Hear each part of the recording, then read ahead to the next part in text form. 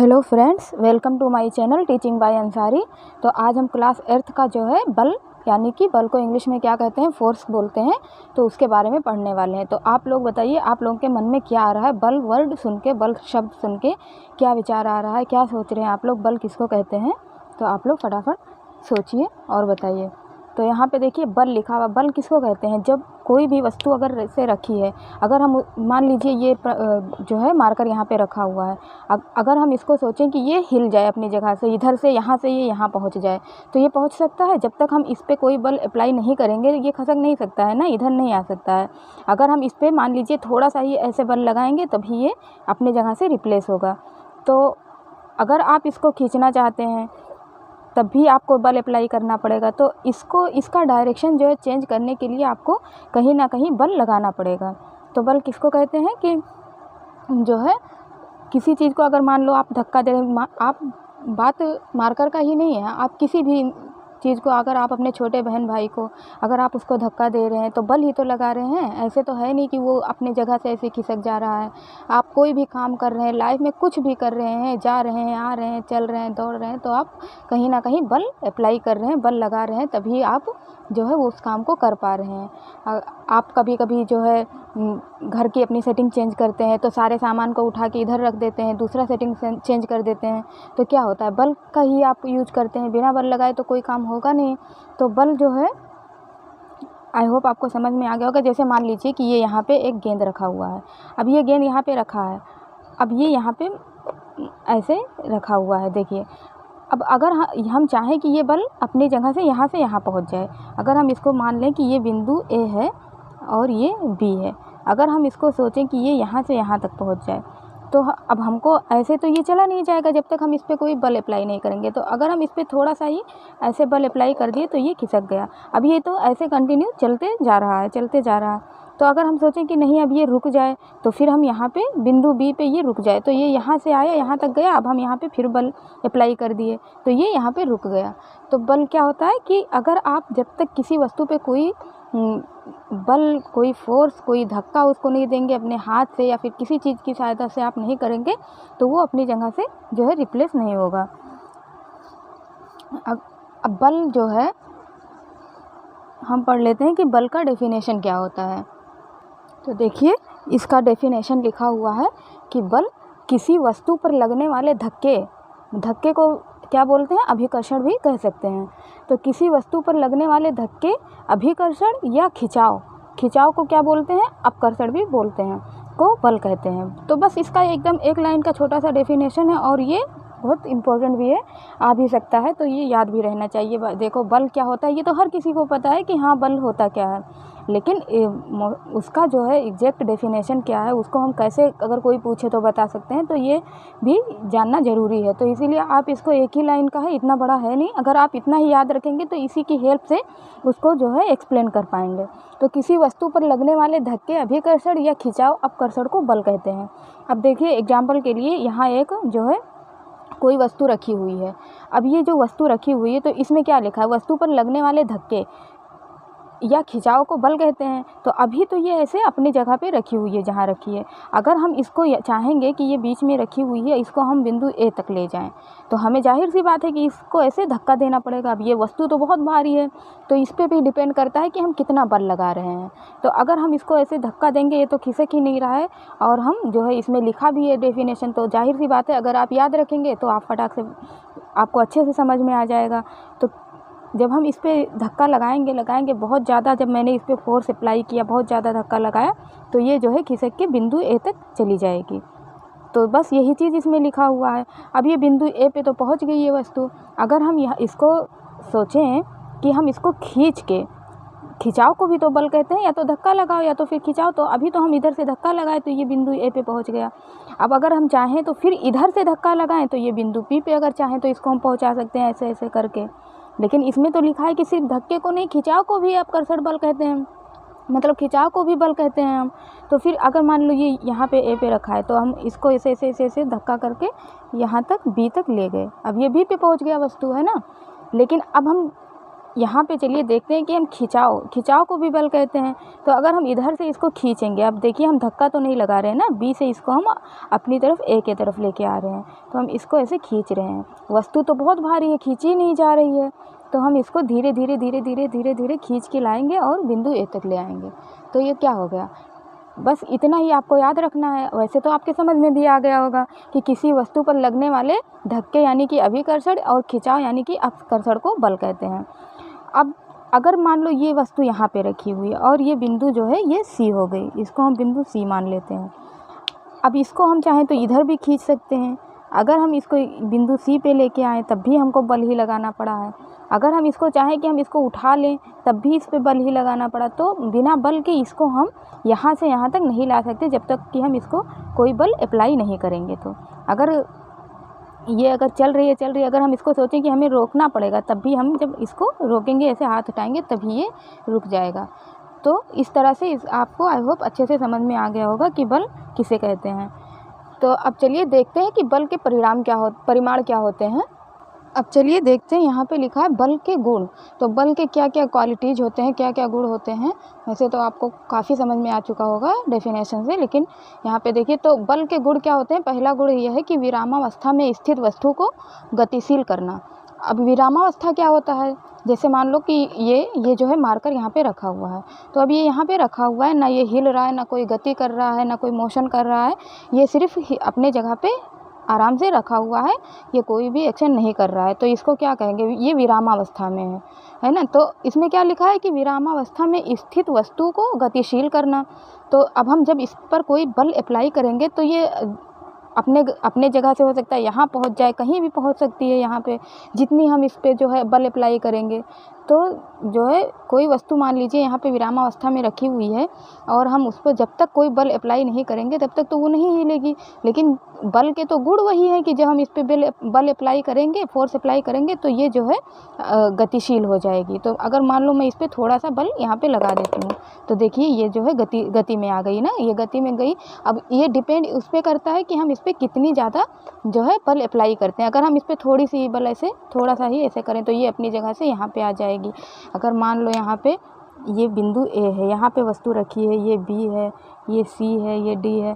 अब अगर हम जितना इस पे बल लगाएंगे, अगर यहाँ पे ये विरामावस्था में रखी हुई है, इस पे हम थोड़ी सी बल अप्लाई करेंगे, ये बी पे आके पहुँच गया। अगर हम थोड़ी ज़्यादा इस पे बल अप्लाई कर देंगे तो ये देखिए यहाँ से डी से होके बहुत आगे निकल जाएगा। तो जो है विरामावस्था में कोई वस्तु रखी है तो उस पर हम बल अप्लाई कर से उसको जो है गतिशील कर सकते हैं। अब चलिए देख लेते हैं दूसरा, इसका सेकेंड क्वालिटी क्या है।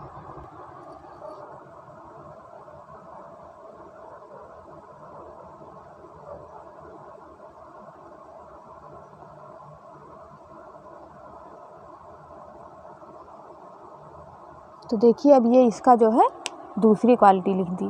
तो ये वस्तु की चाल में परिवर्तन करना। अब मान लो कि यहाँ पे जो है कोई कुछ रखा हुआ है, जैसे हम क्या बताएं आपको, तो क्या लिखा है सेकंड कि वस्तु की चाल में परिवर्तन करना।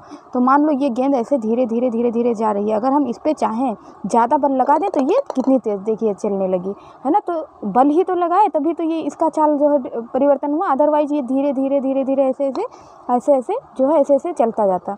लेकिन जब हमने इस पर बल लगा दिया तो ये इस चाल में इसके परिवर्तन हो जाएगा। तेज़ भी कर सकते हैं और हम बल लगा के, अगर मान लो कि ये तेज़ जा रहा है, हम बल लगाए इसको धीमा कर दिए, तो जो है बल के क्या क्या क्वालिटीज़ हो गए कि विरामावस्था में स्थित वस्तु को गतिशील भी कर सकता है, कोई वस्तु चल रही है तो उसकी चाल में परिवर्तन भी कर सकता है, उसको धीरे कर सकता है, तेज़ कर सकता है। और चलिए देख लेते हैं कि क्या क्या उसके चाल के बल के क्या क्या और गुण हैं। अब देखिए यहाँ पे थर्ड पॉइंट लिखा हुआ है कि गतिशील वस्तु को विरामावस्था में लाना। तो हम इसको कैसे कर सकते हैं, गतिशील वस्तु, जैसे मान लीजिए अब ये कोई वस्तु है, ये गति कर रही है, अगर हम इसको चाहें कि हम इसको रोक दें तो ये तो भाई जिसकी मर्ज़ी की इस पर हम ये कितनी देर से चल रहा है और कहाँ तक ये जाएगी। लेकिन हम अगर इसको रोकना चाहें तो हम जब तक इस पर कोई बल नहीं लगाएंगे तो वो नहीं रुकेगा। अगर हम इसको ऐसे हाथ लगा के ऐसे रोक दिए तो ये रुक जाएगा, अदरवाइज़ तो ये चलता जाएगा। अब ये अलग बात है कि ये कहाँ जाके रुकेगा, जब इसको कोई भी बल मिलेगा तो हो सकता है ये रुके। तो हम बल लगा के किसी वस्तु को गतिशील भी कर सकते हैं कि अगर अगर कोई वस्तु विरामावस्था में है तो हम उसको गतिशील कर सकते हैं, अगर गतिशील है, चल रही है, कोई वस्तु मोशन कर रही है तो हम उसको जो है विरामावस्था में भी कर सकते हैं। वस्तु की चाल में परिवर्तन भी हम कर सकते हैं। तो 3 पॉइंट आप लोग अच्छे से आई होप समझ के आ गया होगा। अब देखिए 4 पॉइंट इसका क्या दिया है कि वस्तु की दिशा में भी परिवर्तन लाया जा सकता है, कैसे? बल की हेल्प से। तो अब इसका कैसा हम एग्जांपल समझेंगे, जैसे कोई चीज़ चल रही है, अगर मान लो ये चल रही है तो ये कंटिन्यू चल रही है ना, और ये एक ही डायरेक्शन में जा रही है, तो ये तब तक अपना डायरेक्शन चेंज नहीं करेगी, तब तक अपनी दिशा चेंज नहीं करेगी जब तक कि हम, अगर मान लो ये यहाँ चल रही है, अगर हम इसको बल लगाएं और इसको हम इधर करना चाहें तो अब ये इसका दिशा चेंज हो गई, इधर जा रही है। अगर हम इस पर बल लगा के इसको हम चाहें इधर चली जाए तो इधर जाएगी, इधर चाहें तो मतलब ये बल जो है दिशा को भी चेंज कर सकती है। इसके अंदर ये क्वालिटी होती है, कब? जब हम इस पर कोई बल लगाएंगे तब। अदरवाइज़ ये ऐसे जा रही है तो ये अपने ही डायरेक्शन में जाएगी, और जब तक कि हम इस पर कोई बल ना लगाएं। अगर हम इस पर बल लगा देंगे तो ये इधर जाएगी, जिधर उसका डायरेक्शन दे देंगे हम उधर जाएगी।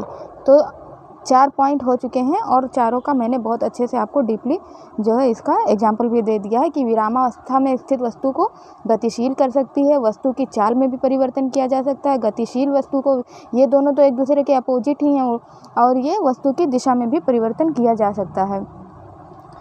तो अब चलिए देख लेते हैं। अब देखिए तीसरा टॉपिक कि बल का परिमाण। तो बल का परिमाण क्या होता है, मतलब क्वांटिटी ऑफ फोर्स जो है कि बल कितना प्रबल है या उसके परिमाण से ही पता चलता है। जाहिर सी बात है, आप कितना बल अप्लाई कर रहे हैं। अगर मान लीजिए ये बहुत भारी वस्तु है और हमें इसको थोड़े से बल से ऐसे चाह रही हूँ कि मैं इसको यहाँ पे ले आऊँ, तो नहीं लेके आ पाएंगे, क्योंकि इतना मेरे अंदर इतना बल ही नहीं लग पा रहा है मेरे से, तो जो है ये वस्तु यहाँ नहीं पहुँचेगी। तो वही है कि बल कितना प्रबल है या उसके परिमाण से ही पता चलता है। अब मान लीजिए कि यहाँ पे कोई ये जो है ये कोई वस्तु है, अब ये बहुत भारी वस्तु है, अब इसको खिसकाया नहीं जा रहा है, तो अब पता ही कैसे चलेगा कि इसको हम कैसे खिसकाएं। अब ये बहुत ज़्यादा भारी वस्तु है, ये नहीं खिसक पा रहा है, तो अब क्या करेंगे? तो जो है अब आप इसको खिसका रहे हैं, नहीं खिसक पा रहा है, अब आप अपनी कोई फ्रेंड को भी बुला लेंगे कि चलिए इसको दोनों लोग मिलके इसको हम लोग कोशिश करते हैं, तब जाके ये थोड़ा थोड़ा जो है आगे बढ़ पाएगा।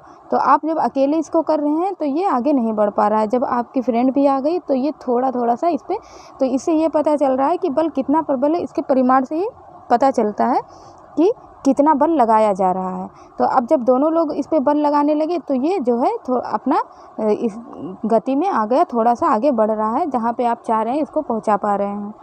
तो जो है अब ये होता है कि बल यदि एक ही दिशा में आरोपित है या दोनों दिशा में, तो जैसे मान लो कि यहाँ पे कोई वस्तु रखी हुई है, ये जो है ये कोई वस्तु रखी हुई है यहाँ पे, है ना। अब यहाँ से मान लो कि जो है ये जो चिंटू है और ये इस पे जो है बल लगा के इसको धक्का देना चाह रहा है, तो अब ये इसको धक्का दे रहा है, तो बल किस दिशा में लग रही है? इस दिशा में लग रही है, जो है ये वस्तु को ये सतह है और ये वस्तु को यहाँ पे खिसका रहा है, तो जो है एक ही दिशा में बल लग रही है, इधर ये खिसका रहा है। अब मान लो कि इधर से भी इसका कोई एक फ्रेंड है, इधर से भी इसका कोई जो है एक फ्रेंड है और वो भी चाहता है कि इधर से मैं भी इसको जो है धक्का दूं, तो जब वो धक्का दे रहा है, अब ये इधर धक्का दे रहा है, ये इधर धक्का दे रहा है, तो अब दोनों का जो है इक्वल है, दोनों का फोर्स जितना ये बल लगा रहा है उतना ही ये भी बल लगा रहा है, तो जो है ये वस्तु ना इधर ही खिसक पाएगी ना इधर ही खिसक पाएगी, तो उसका जो है परिमाण क्या होगा? ये वस्तु वहीं की वहीं रखी रह जाएगी, क्योंकि फोर्स जो है इक्वल अप्लाई हो रहा है। अगर मान लो ये वाला इसका जो फ्रेंड है ये जो है ज़्यादा बल लगा पा रहा है और ये बेचारा थोड़ा सा कमज़ोर है, तो जो ये वस्तु थोड़ी सी इधर खिसक के आ जाएगी, क्योंकि ये तो कम बल लगा पा रहा है। तो इस तरह से जो है बल का परिमाण क्या होता है कि किस दिशा में लग रहा है। यदि बल एक ही दिशा में आरोपित है, अगर ये अकेले बल लगा रहा है तो ये इधर वस्तु को कर पाएगा, अगर बल विपरीत दिशा में भी लग रही है तो फिर वस्तु जो है वहाँ का वहीं ही रह जाएगी, न इधर खिसक पाएगी। अब ये मान लो ये ज़्यादा फोर्स लगा रहा है और ये इसका एक दोस्त भी आ गया, अब ये दोनों मिलके, ये तो भाई थोड़ा पहलवान टाइप का है, तो ये जो है ज़्यादा बल लगा पा रहा है, तो ये सोचता है कि चलो मैं अपने एक दोस्त को भी बुला लेता हूँ। तो अब ये जब दोनों दोस्त आ गए तो ये भी उतना ही बल लगा पा रहे हैं जितना ये अकेले लगा पा रहा है। तो जो है वस्तु पे कोई फ़र्क नहीं पड़ेगा, वो वस्तु जहाँ पे है वहीं पे रहेगी। अगर मान लो ये यहाँ पे नहीं है, सिर्फ ये इधर ही, यही इधर बल लगाना चाह रहा है इस वस्तु पे, तो ये अकेले जितना बल अप्लाई कर पाएगा वो इस डायरेक्शन में बल को लगाएगा। तो बल कितना लग रहा है ये उसके परिमाण से ही पता चलता है कि ये कितना बल इस पे लगा पा रहा है। तो आई होप आपको अच्छे से समझ में आ गया होगा कि जो है बल किसको कहते हैं और बल का डेफिनेशन क्या है। आज आप लोगों ने पढ़ा बल के क्या क्या क्वालिटीज़ होते हैं, क्या क्या गुण होते हैं, वो आप लोगों ने अच्छे से पढ़ा। और जो है बल का परिमाण क्या है ये भी आपने अच्छे से पढ़ लिया है। तो अब जो है हमको पढ़ना है कि बल के प्रकार कितने होते हैं, बल कितने प्रकार का होता है और उसको हम कैसे डिवाइड कर सकते हैं। तो चलिए अब हम इसके आगे पढ़ लेते हैं।